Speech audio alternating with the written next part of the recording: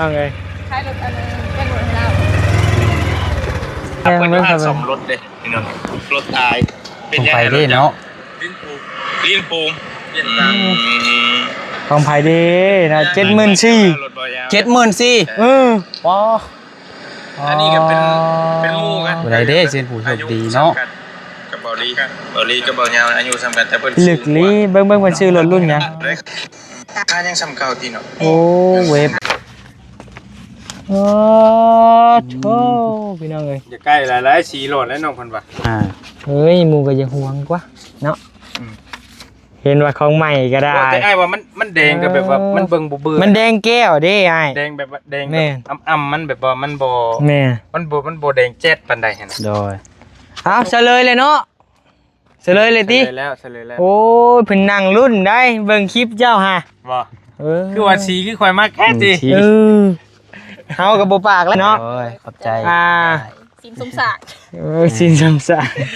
เนี่ยหาเงินหาค่ำเลยบัดนี้กะรถคำรถคูณแล้วอันนั้นเพิ่นว่าบ่แม่นสิ่งสมศักดิ์สมบัติสิ้นแรกแม่นสิว่าไอ้สิ่งสมศักดิ์ก็ได้เด้อยู่ได้นำกัน2คนเนาะก็แม่นเลยเนาะคือกันได้คือกันโดยบัตรเพิ่นจดเข้าพี่ช้างผู้แลเนาะเพิ่นก็สิถามอย่าพึ่งเฮ้ยใส่เบิ่งลายมือก่อนใส่โอ้ชีวิตเนื้อคู่ได้เนื้อคู่บ่อาจารย์เนาะสิได้ข่าวดีมาอีกนี่นะแม่นบ่นานแล้วเองบอกไปดีเลยป่านนี้บอกแต่ดีใจเด้พอแล้วเนาะนี่สิเป็นลมแหละเนี่ยมีอีกนี่เป็นลมเลยเนาะนี่คันเบาเงาบ่ให้ก่อนน่ะพี่เป็นลมก่อนเนาะเบาเงาช็อกก่อนได้กินอย่าเพิ่งน้ำตากันถอยไปเลยนะบ่ยาวล่มหายเลยนะรถกินดีน่ะรถงามเอาจะได้ก็ให้เป็นรถข้ามรถคูณเด้อให้เป็นรถอยากยังใช้อย่าเพิ่งว่าเรื่องข้ามเรื่องคูณก่อนขอโทษซะอาจารย์อารมณ์ร้อนแน่ดิบ่ลากเข้าป่าใช่มั้ยบ่ได้วันเสียเธอหนึ่งเลยอาจารย์ตัดเปียวอาจารย์วันเสียเลยโว้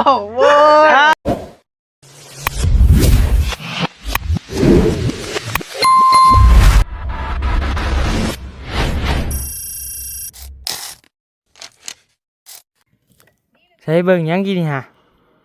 เบิ่งคิบอรี่เห็นเราไปซื้อรถบ่ซื้อรถจักรบ่ไปออกรถแล้ว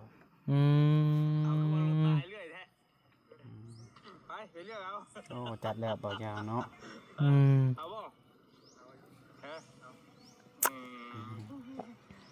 เจ้าเด้จะแป้งเลยบ่รถจักรเจ้าแป้งเลยบ่รถจักรเจ้ากันยังตัวนี้มาอยู่ห้านขายรถจะไปแปลงเนาะแน่นอนมาซื้อรถห้านขายรถบ่ซื้อกระดาว2อย่างนี่แหละออกแล้วเงินกันเราจะไปแปลงอยู่น้องคนนึงเนาะสิเป็นไผกับทาเบิ่งน้ำกันคือเก่าคือเดิมรุ่นพี่น้องเนาะรุ่นคือเก่าแต่ว่ามีรุ่นได้แปลงเลยรถจ้ะนะคันนี้พิเศษนิดนึงรถจะมีอยู่บ่เลยรถจ้ะยังบ่ได้แปลงรถจะมีอยู่บ่รถยังบ่มีเร็วรถไทยไปเลยรถไทยเอารถไทยอีกบ่อาจจะเป็นของเจ้าก็ได้คือว่าหากินอีกอะไปหาเพิ่นสมรถเด้พี่น้องรถตายเป็นยังไงรถเนาะลิ้นปูมของไผ่ดีนะ74,000ว้าอันนี้ก็เป็นมู่กันอะไรเด้เส้นผู้โชคดีเนาะกับเบาลีกับเบายาวอายุสำคัญแต่เพิ่นลึกลีเบิ่งมันชื่อรถรุ่นยังค่ายังสำเก่าที่เนาะโอ้เว็บไอใหม่บ่74,000คนน่ะใหม่เนี่ยแนะนำเบิ่งก่อนคือของลุงหนวดนะบ่เว็บไอปี2026ได้26บ่ตัวนี้โอ้74,000เฮ้ยเบิ่งเดี๋ยวค่อยสิบอกของลุงหนวดก็2026ติอันนั้นน่ะปลาวานตัวน่ะ125บ่125ปลาวานอันนี้เว็บไอ110บ่อันนี้110มัน125เดินกัน15แม่เบิ่งค่อยเบิ่งถ้าว่าบอกพาเบาหญ้าบ่แปลออกแม่เบิ่งได้ค่อยเบิ่งได้46โอ้จะลงครึ่งชั่วโมงเป็นบ่มาเทมบ่ได้เป็นรถไปเลย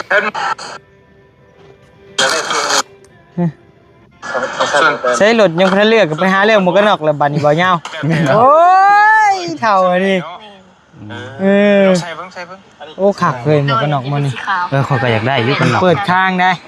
ตัวนั้นจะเป็นสัตว์ที่ เท่าไหร่เด้เบิ่งราคาก่อนได้อยู่กันเนาะ กลัวโทรไปให้มู่ใช่ติมันได้สิฮู้ คืออันสีดำของซาเบลใส่เนี่ยเด้ โดยบ่แต่ตัวนี้รุ่นคักกว่า แม่นความหมายคือ ราคา2-3,000ผู้บ่ ความหมายที่ว่าเปิดข้างหั่นนะ แม่น หัวข่อยจังบ่ลมดอก โอ้คักเว้ย เอามันบ่เห็นมันเลยมัน เออยังคาสติกเกอร์เด้ ใช่คืนนั่นแน่ โทษ ละตีเด้อ คักเว้ย โอ้มีแว่นดำ เบล ข้างในอีกบ่ มันกินได้บ่ เขาอยากได้หมวกกันน็อก โอ้มีแว่นดำข้างในพร้อมเลย ได้กันน็อกไหม เท่าไหร่ มัน หนึ่ง เป็นครับมันขึ้น นะ บ่ เบิ่งราคาก่อน เอาไว้มันก็หนอกกับหูเขาราคาสั่งเขาขายราคากันเท่าไหร่ หมดข่อยนะมีแต่1,800นึงหมดข่อยใช่นะ ของเจ้านะคอยขามักคอยอยากได้มักมันตัวเปิดข้าง มันเปิดบ่ได้ของข่อย อยากได้คือสีดำของซาเบลใส่ ไวใช่ไหมสะดวก มันคักได้เวลาคนเหลืองออกง่าย เอาไปทอดไปนะเดี๋ยวไอ้ลมกับไอ้ผัดไส้เจ้าก่อนทอดกรอบๆเด้อเอาเดี๋ยวอร่อยนะเบิ่งครับเบิ่งดูมันลดยังคือฮอด74,000 เอ้าจะว่าเว็บไอ ข่อยว่ามันสิคือข่อยคิดบ่ตามข่อยเช็คราคาเบิ่งฮะนี่ สียังเลย นี่ สีแดง เฮ้ยสีแดงนี่ พูดเลย มันก็สิราคา จะมักสีหยังจ้ะ ฮะ จะมักสีหยัง โอ้คนเอามักคอยก็มักสีแดง ได้ไหมโอ้ เป็นอะไร ใจธรรมดา ธรรมดาบอกจำนุ่มข่อยเจ้ากันดีบ่ จังแล้ว ตัวนี้นี่ สีแดงนี่ 3 สีแม็กค่ะ รุ่นใหม่เลยได้ปี2026 อืม โดย เว็บ110ไอเด้ ออกใหม่2 เรื่องพยัญชนะ แดงแก้วได้เบิ่นแดงธรรมดาได้ ยืนหนึ่งเลยตัวนี้นะ โอ้ ไทยดีสิได้ครับ ไปที่หน่อยเนาะ มีแนวสัตว์ ถามมึงดูถามแล้วเบิ่ง ไปอ้าย ลายเดียว เขากันรุ่นงั้นบ่ได้ดิอ่ะไปสิเป็นผู้โชคดีเนาะ ตอบเท่านี้ ตอบพอได้กดหยุดก่อนตอบมาก่อนไปเป็นผู้โชคดีน่ะถามก่อน บอกได้ไหมดิ มึงพาเว้าเป็นอื่นถามมาก่อนตอบคำถามมาก่อน ปั๊บนี่ ยังว่าไปแนวอื่นอยู่ ตอบนะแม่ไผเป็นผู้โชคดีน่ะ เอากันเลยผู้นี้ชื่อหมวกกันน็อกถ่าเลย อืม อยากโดนสะพาย ไป เลย ยาว น่ะ โอ้ย โอ้ยันบ่ายาวแท้ก็เบิ่งมีหมวกกันน็อกบ่ายาวอีกบัดนี้ เราซื้อกันนอกอีกทีเราซื้อคันนี้ได้นี่ แน่นอยู่กันน็อก 4,000บ่ 74,000 บาท อ๋อ เราคุยอยู่ไม่น้ำโคเราผมนะ นี่อร่อยออกเซ็กไงบาทนึง สั่งเอาออกเช็คเลยเฮ้ย แล้วเราบอกเอาคันนี้เราอ่ะได้ยินบ่ดีเปล่านะ โอ้เอาออกกะลีเลยเฮ้ย สีแดงสีมักด้วยได้ดิ สีตัวหมักบ่ เรายาวมาถามข่อยว่านี่ดิ บ่ยาวทำเจ้าเนี่ยใด แม่นบ่ โดย เพิ่นถามข่อยว่าอีหยังนางกินข้าวอยู่เพิ่นว่าจะมักรสสีหยังเพิ่นว่า เจ้าว่ามักสีหยัง ข่อยบอกว่ามักสีแดง คือข่อยได้ยินว่าเจ้าว่าสีหยังก็ได้ขอแต่มีแดงน้อยนึงว่ะ แม่นเพิ่นว่าสีที่แบบมักสุดๆเลยหั่นนะที่แรกข่อยว่าสีใดก็ได้แต่เพิ่นว่าสีที่แบบมักถูกชะตาข่อยว่าสีแดงที่ว่าเข้ากับข่อยหั่นนะ โดย ขอแค่มีสีแดงแดงนิดนึงก็ได้ขอแค่มีสีแดงดำแดงเขียวแดงฟ้าแดงทะเลแดงก็ได้ เบลมักสีหยัง ถ้าหมักสีแดงคือกัน บ่ แม่ ใจตรงกันเนาะบ่ซั่นสิเป็นคู่ครองกันได้นะ เนาะแม่นเนาะ เย้ เสือก็ยังใส่สีแดงนี่บ่ จังบ่ ใส่เสือบ่เตียงนี่มันจะมีโชค เบิ่งตัวนี้ทำแบบ บ่ได้เจ้ามานำข่อยซื่อๆได้เจ้าจึงมีโชคนะ แม่นบ่ แต่นั้นจะขี่ร ก็ ถ จะ จักร ไปใส่ชุดนั้นขึ้นกัน นั่นแหละเขาบอกจะทอดเขาบอกนะ แม่นบ่ มันมีโชคเขาบอกสุดอันนี้นะ แม่นบ่ นี่บ่แท้นี่ ทุกอย่าง เบิ่ง ตัวใหม่ล่าสุดเลยนี่นะก้นมันก็แบบปู้ๆแบบนี้เนาะ เอาก้นปูๆอีกมากได้ก้นใหญ่ๆนี่ บอกมาคนใหญ่รถคนใหญ่เหรอ ก้นรถเยอะน่ะ ถ้ามันปุ๊บได้ ก้นใหญ่ๆเวลาอันสมมุติว่าหายชาวเบลเพิ่นได้นั่งนะ เฮ้ย มันสะดวกสบายขึ้นได้มัน เพิ่นคันว่าเคสช่วยเหลือเพิ่นที่ซื้อคันแพงแท้ จังว่ายันเพิ่นซื้อให้พี่น้องเพิ่นมาจากยันเบายาวเด้ เดือบ่ยาวออกใหม่บ่ ถือว่านี่แหละ ใช้เบิ่งลายมือเบิ่งดูเบลมาเบิ่งมาเบิ่งลายมือเบิ่ง ซองเนี่ย เบิ่ง ใช่เอาหมอ โอ้ ดาว ปึ๊บนี่มีกากบาทนี่มีกากบาทโอ้ดีเฮ้ย ดีบ่ขอให้ดีตลอดปีตลอดไป พี่น้องใช้ให้มือด้านนี่มาเบิ่งมึงดู บ้า มาเบิ่ง มือข่อยหรือคนมันนุ่ม มาเบิ่งแต่คนขี้ข้าน หน้าตุ่ม โอ้ยมือคนขี้ข้านแบบนี้ฮะเรียบๆแบบนี้ฮะพี่มือคนดุนะนูนๆนี่ แม่นบ่ โอ้ โอ้ แต่เบิ่งมันสิโชคดีอยู่บ่ มีโชคบ่ โอ้ มีโชคบ่ สีแดง แดงอันนี้กะ แดงบดมือได้มือกันเนาะ แดงเบิดมือคันอยู่บ่มือนี่คันอยู่บ่ บ่ได้ เม็ดเลือดขาวขึ้นหลายๆบ่ฮะ แม่นบ่เป็นเลือดขาวบ่เคยเลย อันนั้นเป็นยังเป็นเลือดขาวนี่ จักแต่ว่าคะแนนมันขึ้นหลายก็คิดสิบ่ดีที่บ่เม็ดเลือดขาว แม่นบ่อันนี้บ่เคยมีเลือดขาว แม่นเฮ้ยบ่มือข่อย เคยบ่ได้ฮู้ได้มีเลือดเหลืองอันนี้เนาะ โอ้มันด้านอันนี้นะ มือข่อยมันต้องเป็นอันนี้ได้ บ่ มันออกนุ่มๆนี่ บ่ มือน้อยๆนุ่ม เบิ่งมาเบิ่งดี ๆ ๆโอ้บ่มีหยังเลยเนาะ บ่ นี่ มี เนาะ หยังบ่มืดเลย กากบาทบ่มืดได้ บ่มืดบ่ แสงสว่างได้นี่ได้ บ่แจ้งว่าได้มันนึกว่าแดงเจิด มั นะ นสิมีข่าวดีได้นี่ได้ แม่นบ่ อุ้ยสาธุแม่นว่าแท้บ่ คันว่าดีแหละดีแฮงคันว่าแนมได้แนวบ่ดีเลยก็บ่ดีเลย อะไรช่างว่า แบะตัวหนึงมาบากับพระอาจารย์นะ แม่นบ่ เอาแบะตัวหนึง โอ้แบ่พุ่นน่ะ เอาแบะตัวหนึง อาจอบ่ได้บ่ เอาบ่ได้นะ นี่น่ะนี่ตัวนี้ บ่ได้นะบ่ได้บ่ผ่านเด้อนะ แบ่บ่ บ่ผ่าน อาจจะ ต้องแบะเนาะเบลเนาะ เฮ้ยไปมาเฮ้ย เฮ้ย ไปมา เฮ้ย เบ้ห้องก็ทางหลังนะ เฮ้ย แบ่ เฮ้ย เฮ้ยไปมา เฮ็ด เฮ้ย หาได้เบิ่งคลิปแล้วเมื่อกี้นี้ คือมาไวเท่นี่เนาะ บ่เคยตกใจทางหลังกันนะเบ้ห้องบ่หรือคนห้องนะ เนาะ เฮ้ยเก๋ไหมไผดิเฮ้ย ทั้งวัน เจ๊ยังมึงหัวใจนะโอ้เต้นวังแฮง เต้นเลยบ่มันเน้น เพิ่นหวังว่าเพิ่นสิได้เด้ ฮะ คะแนนบ่ได้เลยอย่าเสียใจเด้อ บ่ได้เขาบ่ได้หวังอย่าคอยรุ่นน้ำเพิ่นซื่อ บ่ฮัดจะเบิ่งคลิปนี้นะ ต้องห้องตัวได้แล้ว เฮาจักอ้าย ๆ โอ้โหเฮาไปจักอ้ายน้อยนางน้อยน้อ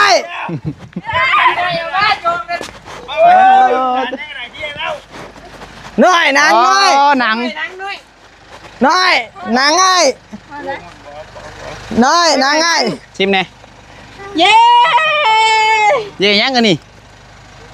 เย้เย้ ไปใหม่หนังความ ซิมฮอตจีนังบ่บัดนี้ ซื้อให้ไผฮะ หนัง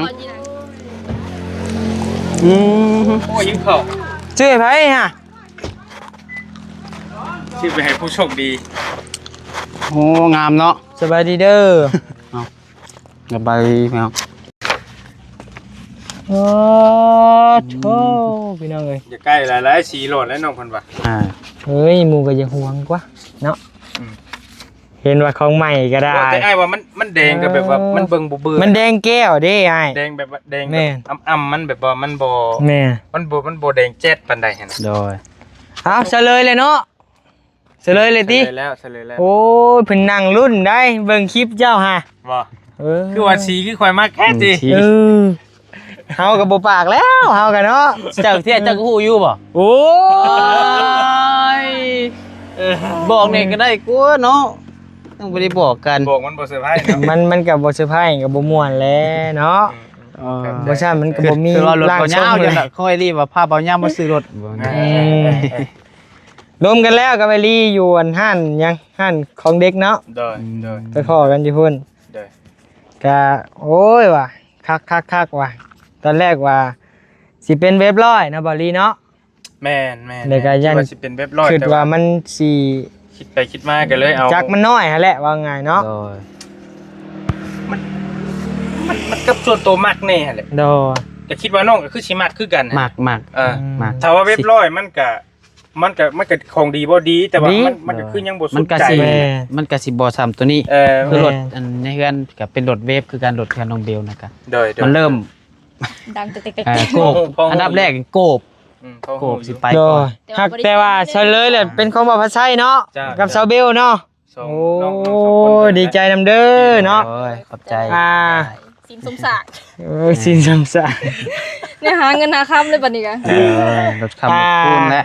อันนั้นไปว่าบ่แม่นสิ่งสมศักดิ์สมบัติสิ้นแรก แม่น อื จ้ะ ม คิดว่าไอ้สิ่งสมสั่งก็ได้เด็กอยู่ ได้นำกันสองคนเนาะก็แม่นเลยเนาะอ่ะ ก็ คือกันได้คือกัน โดยบัตรเพิ่นจดเข้าพี่ช้างผู้แลเนาะเพิ่นก็สิถาม อย่าเพิ่งอย่าเฮ้ย ก็จังหวะ ใส่เบิ่งลายมือก่อนใส่เบิ่ง เดี๋ยวจบอันเด็ดออกก่อน โอ้ชีวิตเนื้อคู่ได้ เดี๋ยวครูบ่ อาจารย์เนาะ สิได้ข่าวดีมาอีกนี่นะ แม่นบ่ อ่านเดี๋ยว เ เองบอกไปดีเลยปั่นนี่ บอกแต่ดีใจเด้ พอแล้ว เนาะ นี่ พอ ยังสิเป็นล้มเลย บ่เนี่ยมีอีกนี่เป็นลมเลยเนาะ นี่คันเบาเงาแม่เงาบ่ให้ก่อนน่ะพี่ เป็นลมก่อนเนาะ เบาเงาช็อกก่อนได้กิน อย่าเพิ่ง น้ำตากั้น ถอยไปเลยนะปัญญาก่อนล่มหายเลยนะ ก้อนกินดีน่ะ เออ นอกก้อน แต่ว่าพระอาจารย์เบิ่งคักแล้วมีอีก มีอีกบ่ ก้อนใหญ่ บ่ เอ้า จักมือได้แล้ว เองบอกไปดีเลยปั่นนี่เมื่อวานนี่ไอ้เงาบ่เว้าน่ะ แม่นเพิ่น เห็นเบิ่งในคลิปเพิ่นอยู่ว่ามื้ออื่นเด้อเอาละคือฮู้แท้ดิว่าในใจเองน่ะ ทางนี้ก็จะนอนมารับกันเมื่อคืนนี่ โอ้ยชิวจะขึ้น ชิวขึ้นเต็มเลย มื้ออื่นน้องเพิ่นว่า อีหยังก็เพิ่นว่าอเมริกาโน่บ่ ไม่กินโน่ จักหนึงพุ่นน่ะ กาแฟ เด้อ คอยปิ้งแบ้คอย ได้ คือได้ยินว่า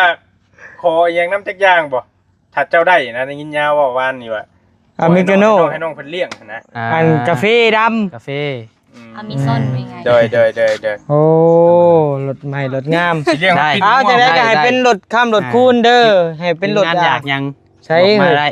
อย่าเพิ่งเว้าเรื่องข้ามเรื่องคูณก่อนขอโทษซะ อาจารย์ ช่วยพ่อ อารมณ์ร้อนแน่เลยบ่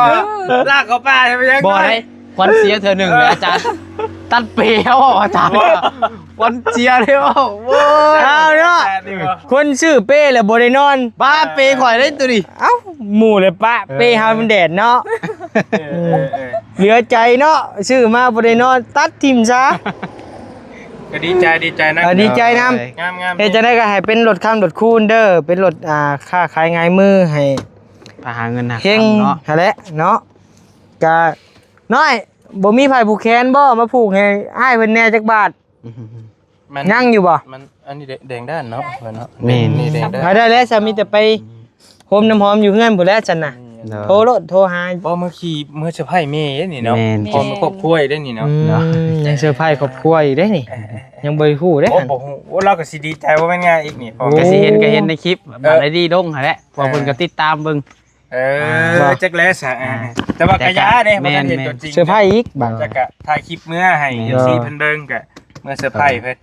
เพิ่นผูกแขนผูกหยังให้ โดย ไปทางแม่น้องเดี๋ยวน้ำก็ได้ทางนั้นก็ได้ทางนั้นน้ำก็ได้นะงาม งามหลายอันนี้ก็เป็นทางผู้ใหญ่ทางบอลี่เนาะ โดยเอ้ยจะดีเพิ่น เอ้ย แหละ จะดีผู้ที่เคยซอยมาหลายๆเทื่อแหละพี่น้องเอ้ย เนาะ เนาะ บ่ได้เว้าเนี่ย เพิ่นบอกชื่อบ่ เป็นคลิปเดียวแม่นเพิ่นบ่ให้ออกสื่อเพิ่นเห็นคลิปมื้อนั่นแหละมื้อน้องเพิ่น รถเพ รถเพแล้ว ลิ้นแห้งว่าซั่นซะแหละ แล้วก็พากันให้มื้อนั่นแหละ โดย โดยเอาได้แล้วอ้ายบ่รบกวนดอกเดียวคุยกับเพิ่นก็ได้ ไปตัดคลิปก็ได้ ไปนั่งพักก็ได้ซะ โดย ตามสบายเด้อ งามเนาะ ดึกมอเตอร์ โอ้ยอยากได้กินมันก้นบ่ยาวเลยเว้ย เก้ากราบแล้ว ดีใจนำจังได๋กับเฮาก็บ่มีคำเว้าพี่น้องเอ้ยเนาะ ดีใจ ทาง แฮง บอลี่มาเล่าสู่พังกับป้อดีใจในรถ ถือว่าสมบัติอันแรกในชีวิต เย้ ก็ ใช่น่ะ บ่ขึ้นเลยบ่ฟันเลยได้ว่าสิได้ปานนี้นะแบบคือแต่ละเทื่อเฮาก็เคยไป อากูรู้จักนี่นะ เคยไปแต่แบบเห็นแต่คนอื่นได้เนาะ ขอคาดในบัตรนี่ โดยพี่น้องเอ้ย ดีใจแฮงเนาะ เย้ อาจจะบ่ได้ขี่รถเก่าแล้ว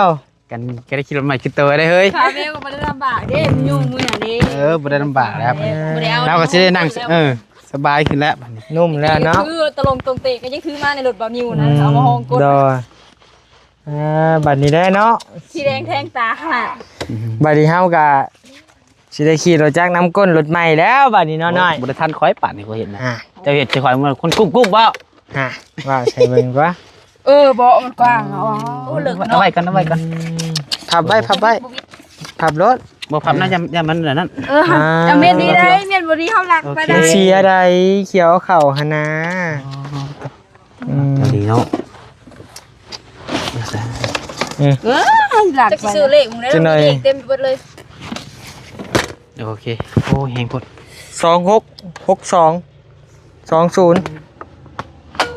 บ่เสียงมันเนาะ ดังตัวใดก็เน้นอาบับเนาะให้กับผู้สาวซ้ำน้อยอันนี้ ไปพุ่นบ่ บ่ปูไปมัน6 บ่มีอันสะอีกเนาะ คักเด้ของแท้เลย คักนี้ กระแจกับลูก2 สอง สอง เล ลูก ย โอ้ย คักลีอันนี้พี่น้องเอ้ยเนาะบ่มีคำว่าหยังนอกจากคำว่าคักอลีพี่ คัก น้อง กับ เอ้ยเนาะ งามเนาะ คักกับสักคักกับงาม ดีใจแห้งนะนี่ก็จะเกือบไหลแล้วกินคันเบาหญ้าบ่ออกก่อนนะ เออบัดนี้น่ะฮู้แต่เช้าพุ่นเนาะพี่น้องเนาะฮู้แต่ เทแตกเลย โอ้ว้าวไปแท้อันนี้เออ อันนี่กระแป้วนี่อันนี้กระแป้วนี่ โอ้แป้วลีตัวนี้ บ่ขี่นะมันขี่ ลบออกก็ได้ แม่นบ่ ลบออกก็ได้ เปิ้นได้ แล้วค่อยคือว่ามันอันนั้นดีได้โอเคเมื่อล่างก็คักได้นี่อัดขีดคักนี่ มันเป็นหมึกตัวที่ว่าเพิ่นประกอบแล้วเพิ่นก็ขีดเด้ตัวใดประกอบแล้วเพิ่นก็ขีดไว้ไปจังได๋ก็ไปจูงเขาไว้ในผู้ใดอย่ามันเสียได้เฮ้ยบัดนี้ เขาบุกจิป้าเลยขึ้นเฮ้ย ช้อนกันเข้าเบิ่งดู โอ้โทษขึ้น เฮ้ยแนมกล้องนี่น้อยๆไปยืนข้างๆนี่โอเค1เยี่ยวหน่อยนึงกองอะไรที่เยี่ยวมาเบิ่งพี่โอเคไปนะ ทำรถได้ดีนี่เพลงเนาะ เอาไง ใช้รถอะไรเป็นรถเรา จะเขาลงไปจอดไว้อยู่ไหหน้าผู้เด้อย่างตัวหลัก ยาวนี่เขาก็ออกรถคือกันนี่มืดมือเขารถเหลืองนี่ โอ้มีเพลงหมดแล้ว หลายที่เกี่ยวได้โดนเนาะ เศร้าหิวเข่าเลยว่ะลิตอนมา ตัวอย่างฮอดเข่า ได้ ก่อน นั่นเอามาเฉพาะยังบ่กินข้าวเช้าเดี๋ยวนี้นะ มีอยู่เลย อีหลีใช่ก็บ่ได้กินข้าว เอาออกมากินเข่านะ เพราะว่าคิดว่าเป็นรถของเจ้าของเลย ยังบ่เลย เรียกร้องรถตอนนี้แล้วอ่อนยอมมาแล้ว ยอมไปแล้วยอมไปแล้ว มีของหมักยาวทำเลยนี่ใช่ไปกินใส่นี่ คอยนี่ มา เจ๊นี่เอา กินตัวนี้ไปก่อนเด้อเดี๋ยวอัน มีหมดรถนิ้วมีหมด มีเด้อรถเฮาจักมาได้ใช้เฮายังว่าอยู่ มันยังนะกินได้บ่ละยาวนะมันขึ้นมาครับน้องปัญหามากินนี่ กินตัวนี้ก่อนเด้อ สัญญายังกันไว้สัญญายังกันไว้สัญญายังกันไว้ กะน้ำผลพอน้ำอยากน้ำได้น้ำก็ได้ตอนก็ได้ ข่อยเด้ข่อยสัญญายังไว้นำข่อย เพื่อนยังเกาะ บ่เจ้าสัญญายังไว้นำข่อย จะอยากเป็นแบ่ ชื่อเด้อ ไอรี่อย่างไอรี่ กาแฟแก้วนึงก็ได้แล้ว บอเป็นตอนเทสาเป็นตอน เป็นตอนนะเป็นตอน โอ้ยได้ จะกินทั้งเนี่ยได้ ได้เลยนะเอ้ย บอถาม บอกว่าพื้นความมักส่วนตัว แม่น บ่ให้คิวได้ไอ้บ่น้ำ ฮะ ไอ้หมายถึงให้คิวได้ให้คิว ไฮคิวคือยังไง ให้คิว2กล่อง2แก๊ส ลองแก๊ส ลูก ให้นมลูก แก๊สเท่าไร แก๊ส300,000 300,000 กล่องหรือแก๊ส แก๊ส ก็กล่องได้บอ แก๊สหมู่หรือว่าตู้ได้ตู้เอารถเนาะดิเนาะ เอาแห่งตู่แบะเป็นโต้ผัว เออมาแล้วออนแล้วย่อ ไอรี่ก็กินได้อยู่บ่แบะ โอ้ ได้กินได้จะถามว่ามักบ่กับบ่ หมักตัวใดหมักตัวใด พอถามเบิ่งเด้ถามเบิ่ง เบิ่งเด้อตั้งอันที่ว่าเคยเห็นเรากินเด้อจะพวกอันนี้นะแล้วหมักปิ้งหมูไอ้ดิ ปิ้งหมูบ่ มันๆเนี่ยน้อยหนึง หมูก็ต้องมัน บ บ่ไอ้บ่เอาตื้อเอาเห็นไอ้เดี๋ยวตื้อมาเอานี่เนี่ย จะมากินหยังจะมากินหยัง กินยังก็ได้ จะมากินหยัง บ่เราหมักกุ้งตัวใหญ่ๆกุ้งแม่น้ำแม่งคักบ่เนี่ย แรปเตอร์เลยเนาะแรปเตอร์เลยนะลูกเจ้าแหละ เราหมักกุ้งตัว ไอ้ยาวเฮาไปห้างของควันเด็กน้อยมื้อเช้าห้างของลิ้นเด็กน้อยเฮาเห็นรถแรปเตอร์คันบ้างามๆเหมือนไอ้ยาว ชื่อได้บ่ โอ้4ล้านผู้ เป็นไม้มือก่อน ดีใจแล้วเลยนะโอ้ยฉันนี่ก็ได้ ไปจังได๋ก็อยู่ดีมีแฮงเด้อพี่น้องเด้อขอกินข้าวกินน้ำก่อนอิ่มข้าวอิ่มน้ำแล้วไปแล้วบัด ลองเลยรถใหม่ลอง ลองเลยโดยสบายดีเด้อ น้องเด้อ ไปกิน